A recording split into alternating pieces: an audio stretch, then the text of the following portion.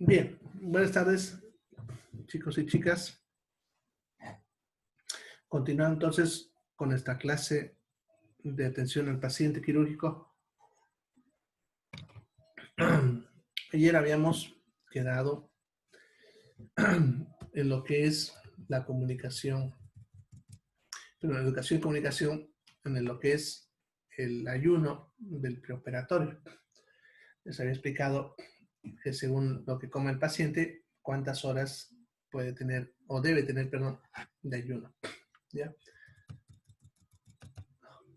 Hoy vamos a hablar lo que nos falta de esto y después vamos a hablar del alta. Bien, todo paciente para ingresar a quirófano debe hacerse un aseo, ¿ya? Se recomienda al paciente que él se asee, o sea, se bañe antes de ir a internarse, ¿ya? Pero también hay que tener en cuenta que puede que esté internado 12 horas, por decirles, antes de que lo operen. Entonces, debe también realizarse una ducha, ¿ya? Antes de trasladarse a lo que es el quirófano, ¿ya? Siempre, ¿ya? Lo más prolija posible, ¿ya? Principalmente en la zona donde se va a intervenir, ¿ya?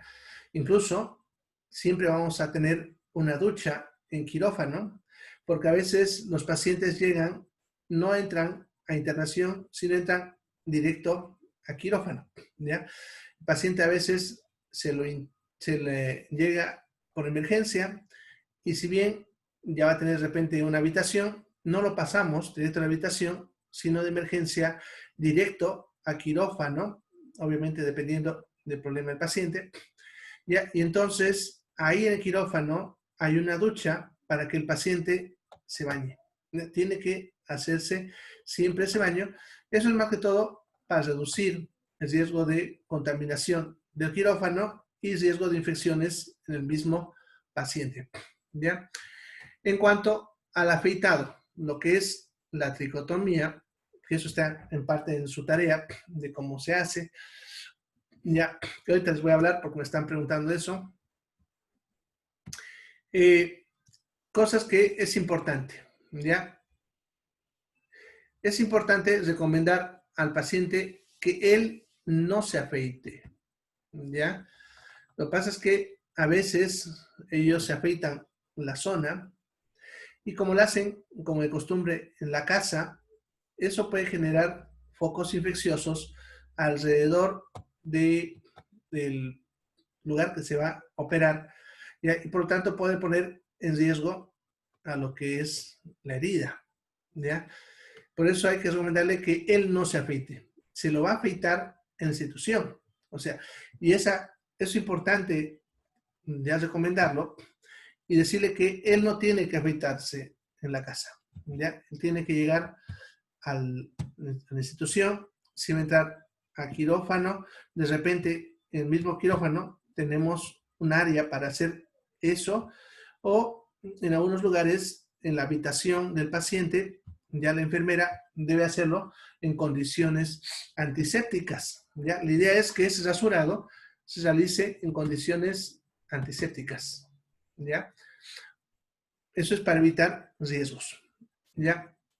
Bien. Bueno, se debe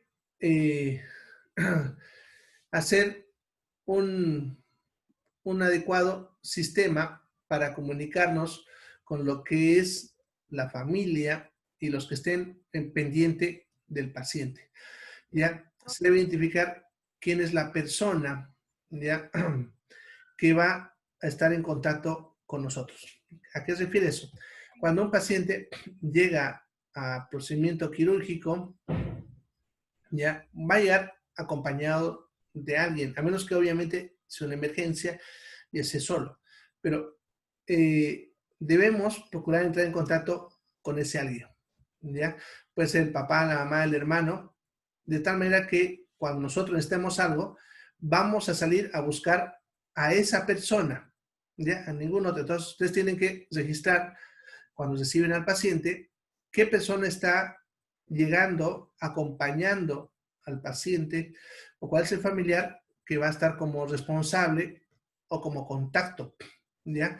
Si es un paciente que entró a la emergencia y no está acompañado, procurar antes de meterlo al quirófano, si el paciente está consciente, obviamente, procurar conseguir el contacto, ¿ya? O sea, conseguir quién es la persona que va a venir, va a llegar posteriormente, ¿ya? Eso para comunicar a esa persona cualquier situación, pedir materiales, cosas, etcétera, ¿no?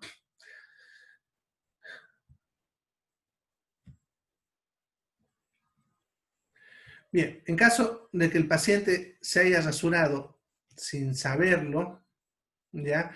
Debemos postergar la cirugía porque estás poniendo en riesgo el procedimiento. Ahora, si se rasuró lejos de la zona que vamos a cortar, no hay problema. Ya eso siempre hay que contactarlo con el médico que está a cargo, el cirujano, ¿ya? Y hay que avisarle a él dónde se ha rasurado y de repente lo que se rasuró va a estar alejado del punto donde él va a hacer el corte. En ese caso no habrá ningún problema. Eso puede hacer incluso que el cirujano cambie de punto donde va a hacer el corte, ¿ya? Hay que unificarlo. Pero si él pasó por donde el cirujano va a tener que hacer y no tiene de repente otra alternativa, se va a tener que suspender una semana la cirugía, a menos que tenga alguna emergencia, ¿ya? Sí, se pueden hacer heridas, y eso es el riesgo justamente, porque una herida hecha al rasurarse fuera de la institución donde lo hacen solamente con jaboncillo, ¿no? O alguna crema afeitante, tiene mucho riesgo de que por ese punto entre las bacterias. Acuérdense cuando vimos microbiología que las heridas en la piel son puertas de entrada, ¿no? Entonces hay que tener eso en cuenta. Ahora, cuando uno hace rasurado como instrumentador o como enfermera al recibir paciente, ya sea en sala o en quirófano, a veces incluso lo hacemos en emergencia también, tiene que hacerse con técnicas antisépticas. Eso significa que simplemente vamos a usar povidona jabonosa para mantener la antisepsia, ya usar guantes, etcétera, ¿no? Ya para evitar contaminar cualquier cosa. Si en esa circunstancia ocurrió el corte, ya, eso como ha sido en circunstancias antisépticas, ya se debe comunicar al cirujano y él decidirá si procede o no procede. Sin embargo, como ha sido en circunstancias antisépticas, generalmente él va a proceder, ¿no? Porque por eso justamente se hizo de esa manera. Pero puede generar suspensión de la cirugía, ¿ya? Como una herida tarda en cerrar, por más sea pequeñita, por lo menos 7 días, entonces se va a suspender por una semana, ¿ya? Bien. ¿Alguna otra pregunta? Alma, puedes activar tu micrófono si quieres preguntar. No, profe, disculpe, me equivoqué. Me va a Ya, disculpar. ya no hay problema. Bien, sigamos. Entonces, como decía, deben procurar entrar en contacto con la persona e identificar adecuadamente al paciente. Si es que él está inconsciente, incluso colocar cintas de identificación, ¿ya? Actualmente se recomienda en todas las instituciones al paciente, aun cuando él esté consciente, colocarles cinta de identificación en la mano. No sé si han visto en unos videos, les he mostrado cómo se usan las cintas de identificación.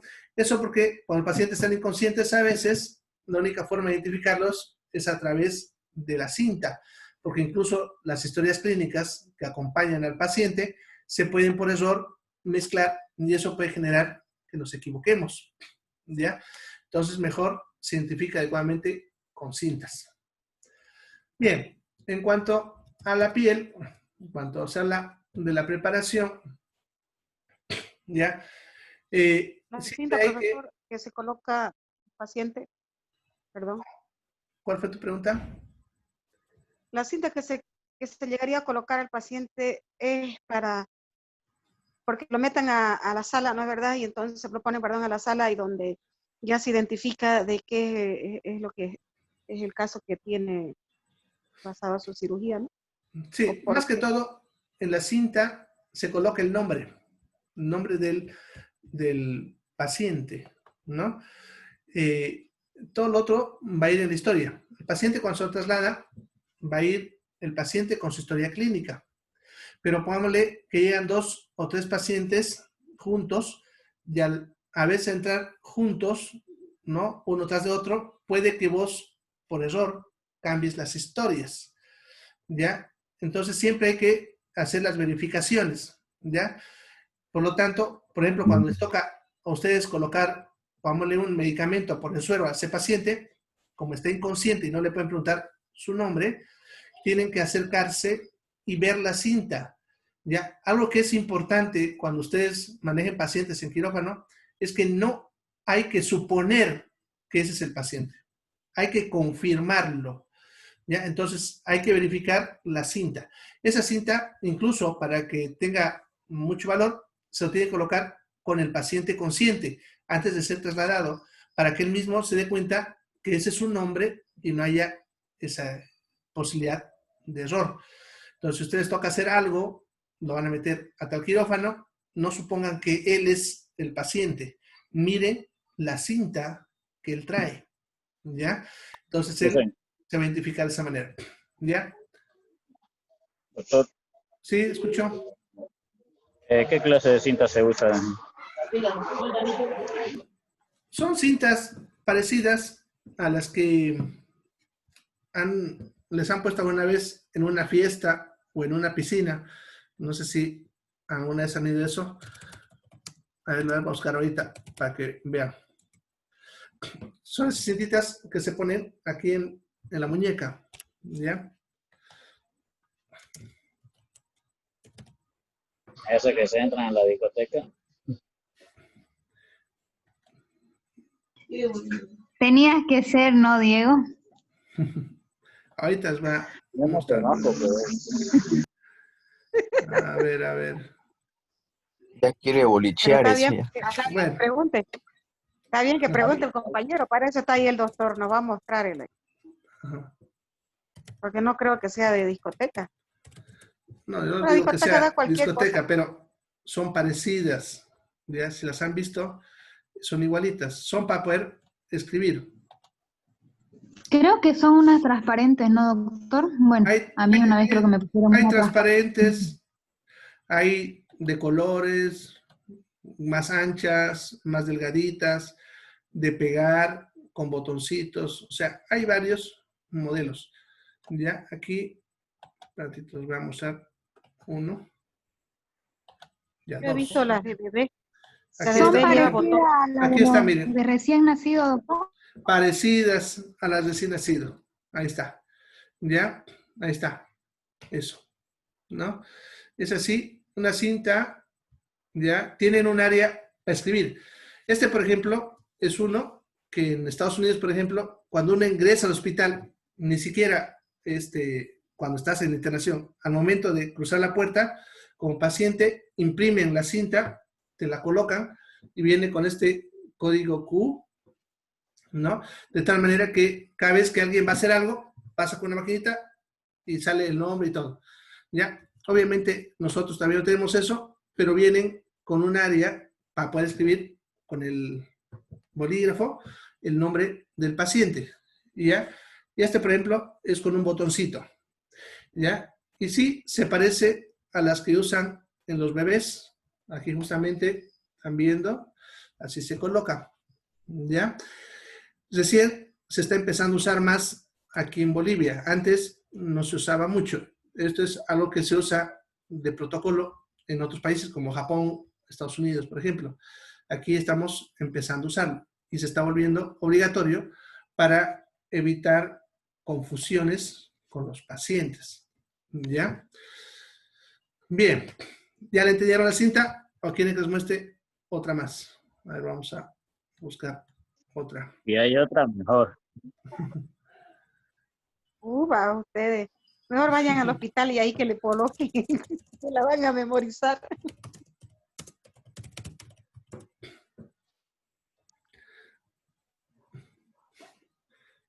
Aquí hay.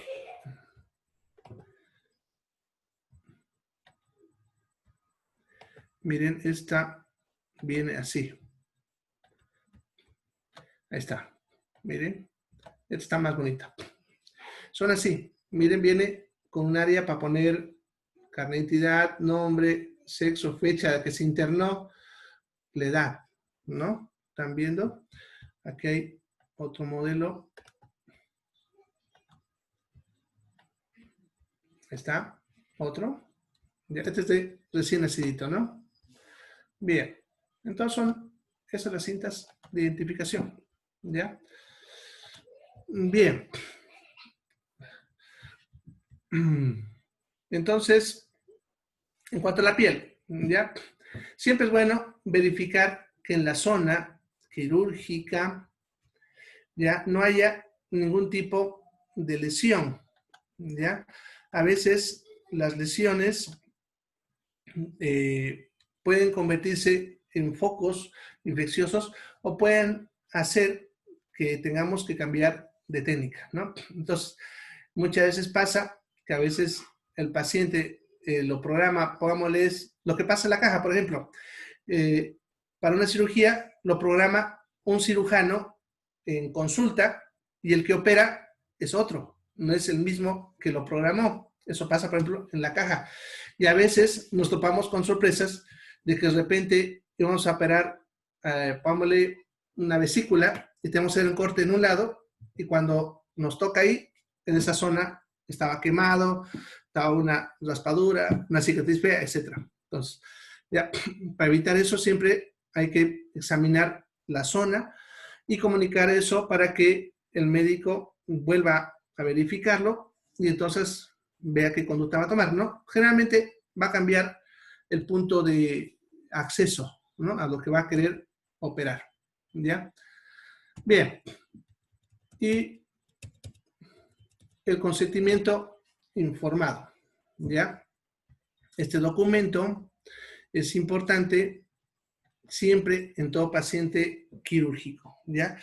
¿Se acuerdan cuando les hablé de consentimiento informado? Es un documento que es amplio y sirve para muchas cosas, pero en quirófano todo paciente debe estar con consentimiento informado.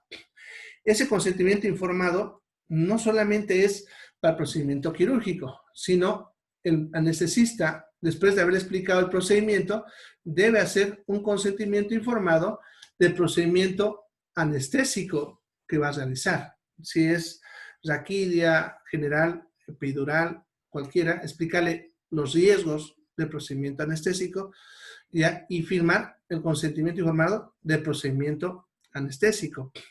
Y también, aparte, el consentimiento informado del procedimiento quirúrgico en sí. ¿Ya? Puede que sea un solo documento en el cual de repente ambos médicos quedaron de acuerdo y visitaron al mismo tiempo al paciente, le explicaron y emitieron los riesgos cada uno y hacerlo en uno, no solo. Pero generalmente eso suele generar confusión. Entonces, siempre es bueno que haya un consentimiento para el procedimiento anestésico y otro para el procedimiento quirúrgico. Es lo ideal. Sin embargo, acá no hay mucho esa costumbre de hacer los dos. También por seguridad se está procurando que eso vaya modificando. Porque el problema no es tanto en lo que pueda pasar en quirófano, sino lo que llega después como riesgo legal. ¿Ya? Bien. Entonces siempre verifiquen que esté con su consentimiento informado adecuadamente llenado. ¿Qué hacen? Si él no lo firmó, si falta alguna firma, si no se hizo, no lo pueden recibir ese paciente en quirófano. Deben comunicar inmediatamente a su médico diciéndole que no se llenó el consentimiento informado y que tengan que suspender. Probablemente en algunos casos se suspende simplemente por un tiempo corto, ¿no? Una media hora, una hora, ya, si es que el quirófano no tiene mucho movimiento. Pero si son quirófanos como los de los hospitales que sin parar operan, van a reprogramar a la siguiente hora o fecha disponible. De repente al día siguiente, mucho más tarde, etcétera, ¿no? Ya, entonces es un motivo de retrasar la cirugía. Bien, en cuanto al traslado. Ya, el traslado obviamente lo va a hacer el camillero, ya, acompañado de la enfermera que tiene que entregar al paciente. En casos especiales, ya, puede ir acompañado de personal médico, ya. En este caso, si es que requiere acompañamiento médico, eso se debe reportar en la historia clínica, ¿ya? Eso es más que todo para seguridad del traslado. Más que todo en pacientes que están inestables, los que vienen de terapia intensiva, los que vienen a veces de sala de emergencia, ¿ya? Y en lugares donde a veces la sala quirúrgica queda muy distante de la sala donde origina el paciente, ¿no? Porque, por ejemplo, si tengo la emergencia y al lado está el quirófano, puede ser entregado inmediatamente por la enfermera hacia quirófano, porque estamos lado a lado. No hay mucho problema en la distancia, ¿ya?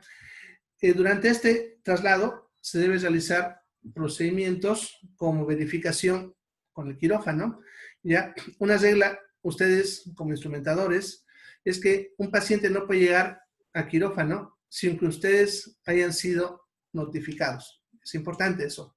Incluso a veces se puede devolver al paciente debido a que no se cumplió con eso. Es importante que si estaba en emergencia, en sala de internación, ellos se comuniquen con quirófano y ustedes confirmen que estaba programado, que tengan campo, etcétera, para poder recibir el paciente, ¿ya?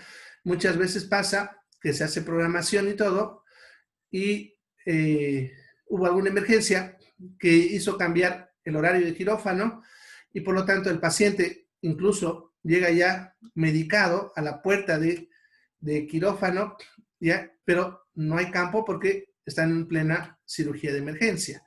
Entonces, es importante eso, ¿ya? Y hacer respetar esto con el diferente personal que trabaja en esa institución, ¿ya? Cuando son pacientes ambulatorios, ellos llegan generalmente directo a quirófano, ¿ya? Pero deben pasar por recepción. Eso significa pasar por personal administrativo para que ese personal comunique a quirófano y quirófano responda diciendo que sí se puede. En algunas instituciones, para evitar esas confusiones, se obliga a que todo paciente ingrese por emergencia, aun cuando no sea emergencia, ¿no? Para que emergencia disponga, porque generalmente quien está informado en un hospital de campos horarios es la sala de emergencia. Dime, Katia. Entonces, ¿a partir de qué edad puede entrar un paciente para cirugía? ¿Cómo? ¿A partir de qué edad? Sí, de qué edad, a una cirugía de alto riesgo, pues. No te entiendo preguntar. A una persona se la puede operar desde que nazca, aun cuando sea de alto o bajo riesgo. ¿O a qué se refiere tu pregunta? Claro, como de qué edad puede entrar una cirugía de alto riesgo. Por eso, no interesa la edad. Interesa. Vos puedes tener un paciente de días de nacido y pueda que necesites hacer una cirugía de alto riesgo. Así que vas a tener que meterlo. La edad no interesa en ese aspecto. ¿Entiendes? ¿O qué es lo que preguntas? Bien. Bueno, entonces, como decía, en ambulatorios, generalmente eso. Hay que tener en cuenta que la cirugía ambulatoria, que ahora se está usando más, es cirugía en la cual el paciente llega a quirófano, se opera y sale de sala de recuperación y de recuperación a la casa. A eso, por si acaso, es lo que le llamamos paciente ambulatorio. No es un paciente que se va a internar. Últimamente, en algunas cirugías, lo que son cirugías de bajo riesgo, se maneja bastante la cirugía ambulatoria. Incluso la Caja Petrolera, que es el único hospital que tiene eso, tiene un quirófano específico para cirugía ambulatoria, ¿ya? Para pacientes que llegan, se operan, salen a una sala de recuperación, están unas horas y luego se van a la casa. Ya hay procedimientos quirúrgicos que se pueden hacer de esa manera, ¿ya? Entonces, en ese caso, algunos pacientes requieren ciertos, podemos decir, necesidades propias del procedimiento o el tipo de paciente que se va a operar, ¿ya? Bien. Luego tenemos transporte en pacientes críticos, que es lo que les decía, que son los que requieren acompañamiento médico, ¿ya? Y generalmente requieren un transporte monitorizado, ¿ya? Algunos, incluso con el respirador, van a ir directo a quirófano y luego vuelven. Esos son los pacientes que están generalmente en terapia intensiva y que requieren alguna cirugía o procedimiento quirúrgico y luego volverán también a terapia intensiva. Casi siempre este tipo de pacientes son acompañados con el intensivista dentro del procedimiento quirúrgico o un médico internista que ayude a la supervisión o apoyo médico en cuanto al paciente.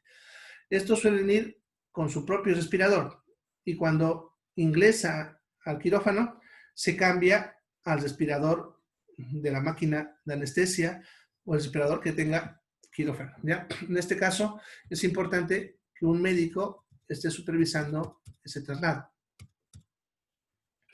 Bien, en cuanto a la prevención de infecciones, ya, además de los procedimientos que ya hemos hablado, como lo que es la tricotomía, hay que tener en cuenta lo que son dos aspectos: la profilaxis antibiótica y la normoterapia perioperatoria, ¿ya?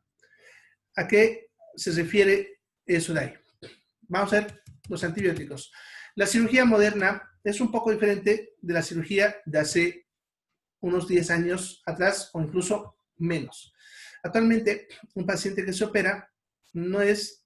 Antes, por ejemplo, si se operaba una vesícula, al paciente lo operábamos, salía de quirófano y recién le empezamos un conjunto de 3 antibióticos por una semana para evitar que no se contamine, se infecte, perdón, su herida. Ahora ya no. Ahora hacemos profilaxis antibiótica. ¿Ya? Eso significa, antes de entrar a quirófano, vamos a darle algún tipo de antibiótico. ¿Ya? Eso dependiendo del tipo de cirugía y el antibiótico seleccionado por el médico tratante. ¿Ya? Ese antibiótico se suele colocar entre 30 minutos a 2 horas antes de la hora programada para la cirugía, ¿ya? Entonces, si se ha programado a tal hora, se debe colocar. Por lo tanto, ustedes cuando reciban a un paciente, verifiquen en la historia clínica si el médico indicó antibiótico profilaxis, ¿ya? Y si fue correctamente administrado por parte de la enfermera que está enviando al paciente, ¿ya? ¿Por qué? Porque eso también puede ser motivo de retraso de la cirugía o de reprogramación, ¿ya? Bien, eso dependiendo, o incluso a veces el médico decide cambiar de antibiótico debido a que no fue administrado adecuadamente. Claro que después de eso va a tirarle una tremenda protesta por no haber cumplido con eso, ¿ya?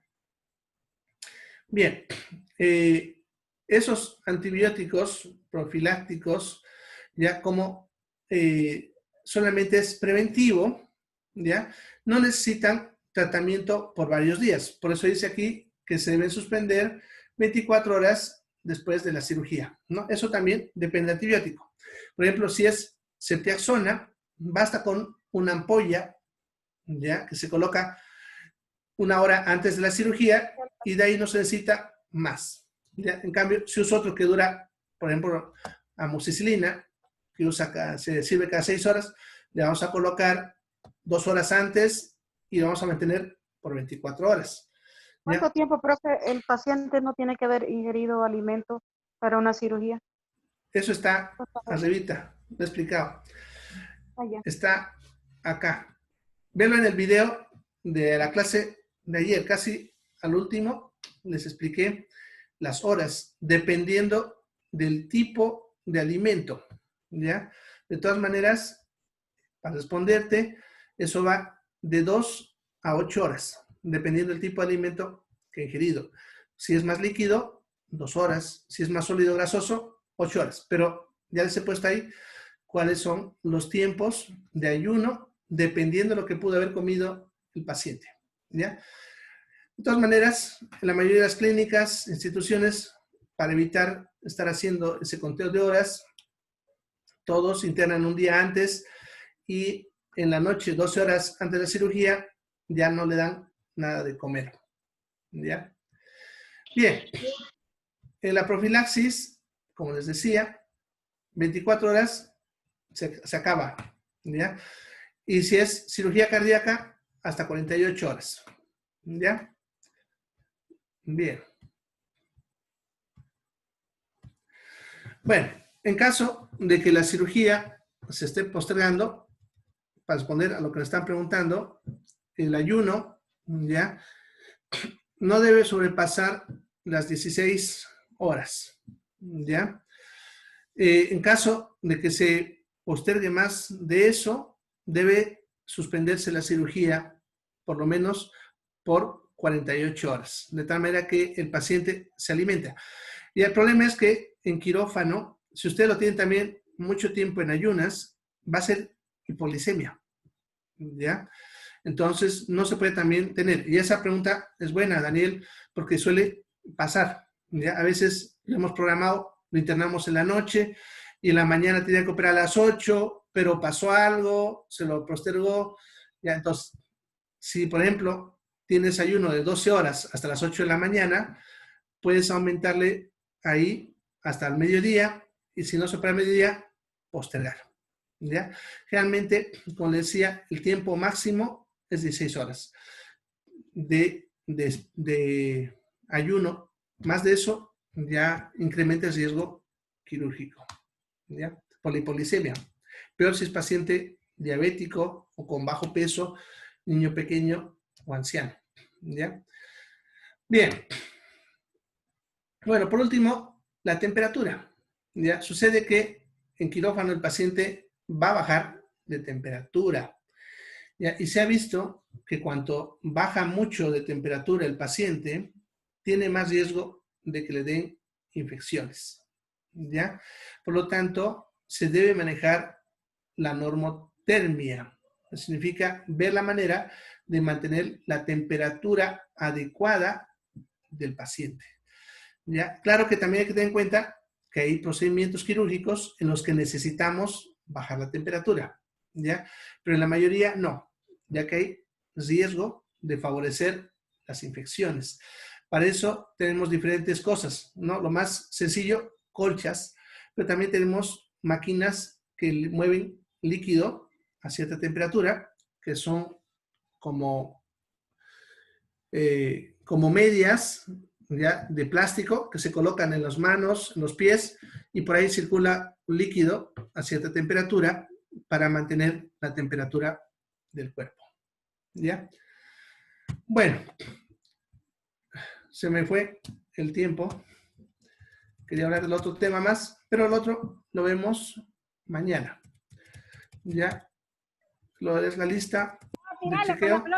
Lo vemos después. Vamos a responder algunas preguntitas que veo acá. A ver.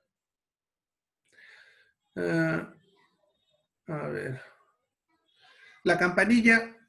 Sí, eso solamente es para pacientes que han fallecido. ¿Ya? ¿No? Para que, por si no falleció, al moverse, mueva la campanilla. ¿Ya? Una técnica que usan en la morgue. ¿Ya? A ver. vuelven para Doctor, corrección. Sí, los ambulatorios. buenas tardes. Dime, Alma. Disculpe, el práctico que mandó, ¿para cuándo hay que entregar? Es que Eh, con este cambio de carrera ando un poquito perdida, va a disculpar. Ya, todas las publicaciones tienen fecha. Entonces, fíjate ahí dice la fecha. Pero lo que yo me acuerdo que puse es para lunes, ¿ya? De todas maneras, ahí mismo dice la fecha hasta cuándo tienen que presentar, ¿ya? Pero como te digo, lo que yo ahorita me Gracias, acuerdo doctor. es para lunes, ¿ya? Por ahí me equivoco, así que verifíquenlo. Las pruebas más importantes, las básicas, hemograma, urea creatinina, glicemia, coagulograma, Chagas, HIV, ¿ya? Y las otras solamente a requerimiento, ¿ya? Las Eso notas, subió en una parte, ¿no? Que ya explicó ayer, ¿no, doctor? sí, ya expliqué ayer. Eso ya expliqué. Está en lo de ayer. En cuanto a las notas, van a ir saliendo conforme yo voy publicando. Ahí les aparece por actividad, pero tengan en cuenta que estas materias que estamos llevando no van a cesar hasta octubre, cuando hagan su parte práctica y ahí de su evaluación final, ¿ya? Así que las notas que van a ir saliendo solamente son parciales, ¿ya? Y normalmente tardo una semana en procesar las notas, ¿ya?